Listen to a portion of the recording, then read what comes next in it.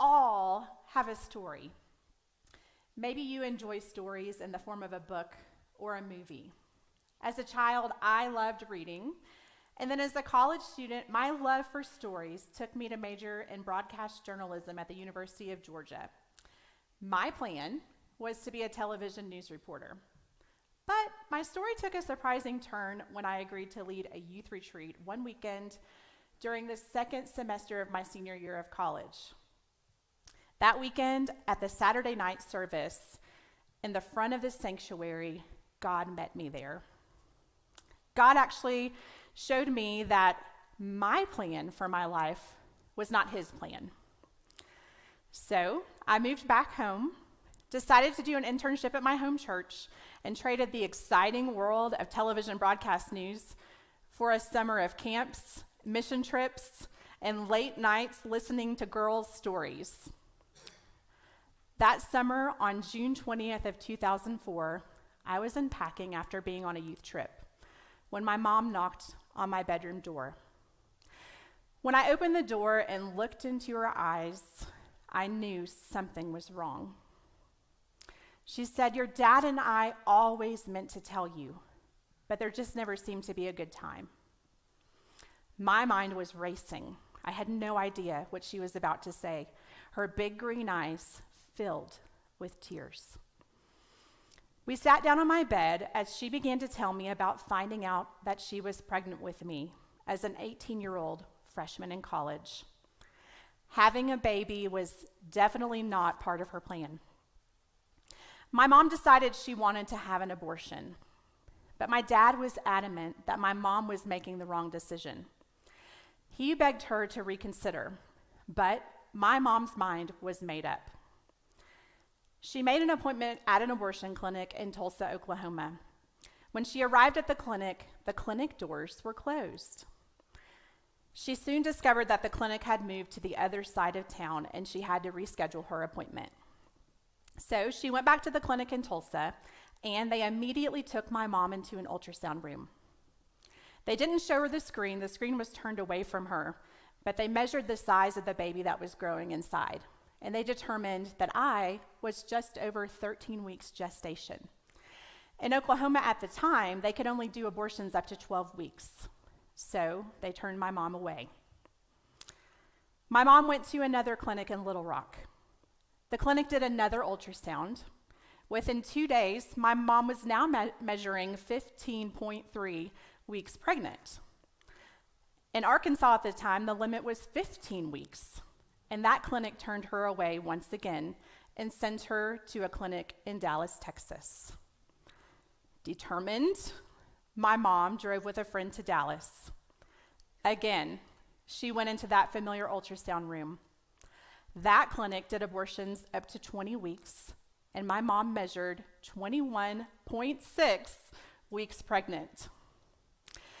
She proceeded to have a little bit of a meltdown in the abortion clinic, and the staff assured her that they were going to help.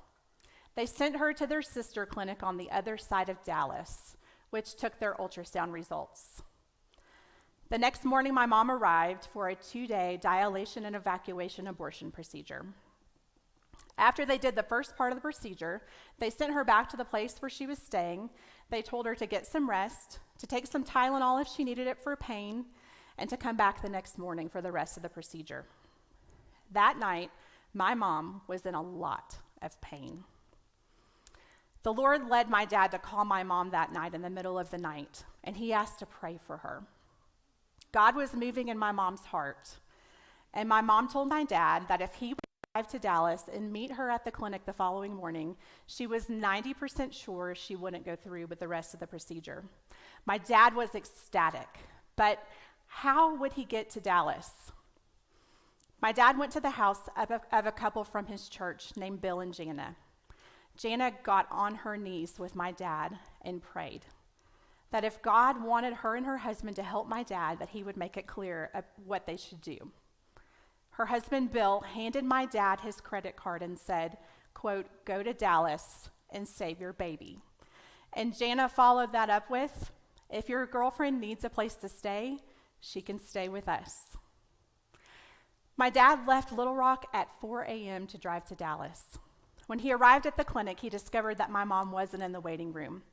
The clinic staff wouldn't give him any information, and so he paced up and down the halls, praying that somehow God would intervene. As he turned around, the elevator doors opened, and to his surprise, my mom was standing there. She had overslept. They went in to tell the abortionist that my mom wasn't going to go through with the rest of the procedure. He told her that she was taking a lot of risks for herself and for the baby by not finishing the procedure. My mom looked at him and said she was willing to take the chance. When she left the clinic, his instructions to her were to lie in the back seat of the car, prop her feet up on the window so that, quote, the baby wouldn't fall out. As they drove home, my mom recounted all of the obstacles that she had faced at each clinic she had been to over the past few weeks. She said, "It's like somebody bigger than me was trying to prevent me from going through with my plan." My dad smiled at her and said, "It was God." You see, every clinic that you went to, I was keeping up with you through your friends, and I was on my knees praying that God would intervene. In fact, my dad says he saw God do 15 miracles along the way. Back in North Little Rock, my mom moved in with that sweet couple from my dad's church, Bill and Jana. My mom describes Bill and Jana as the no judgment zone. A few weeks after my mom moved in with Bill and Jana, she woke up early in the wee hours of the morning and she knew something was wrong. She was in labor. She was only 26 weeks pregnant. When they arrived at the hospital, the doctor gave me a 5% chance of surviving. And if I did survive, he said there was a 95% chance that I would have severe complications from my premature birth. While my mom was in labor, my dad and Jana prayed. On July 26, 1982, at 8:23 a.m., I was born. I weighed 2 pounds 6 ounces, and I was only 13 inches long. Miraculously, I had no complications from my premature birth other than just being very small. As soon as my mom saw my tiny body that fit in the palm of her hand, she knew that she had to keep me. It was love at first sight. I spent 53 days in the NICU, and I was so small that the nurses actually made baby doll clothes for me. This is one of them that I brought to show you today. Jana assured my mom that everyone would fall in love with me, and she was right. This is a picture, there's another picture on the screen, of the nurse and my mom and Jana and me on the day that I was leaving the hospital. Shortly after I came home from the hospital, my parents got married on October 2nd, 1982.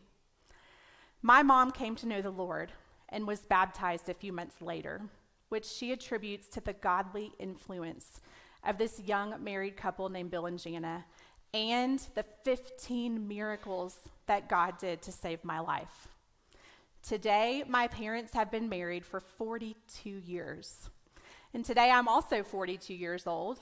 I have a wonderful husband named David. I think we have a picture of my family. I have 3 incredible boys who keep us really busy.